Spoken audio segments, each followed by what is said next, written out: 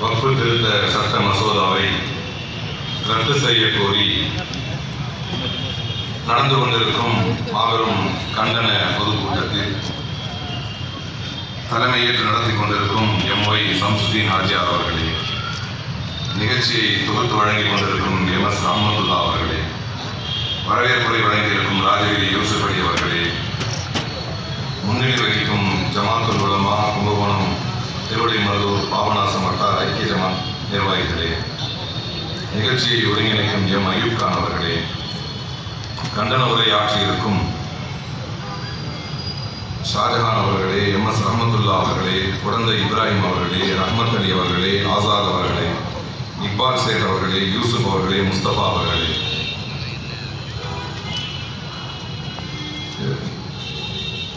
ஜோதிமலை இறைப்பணி திருக்கூடத்தின் நிறுவனர் மரியாதைக்குரிய திருவடி குடில் சுவாமிகள் அவர்களே,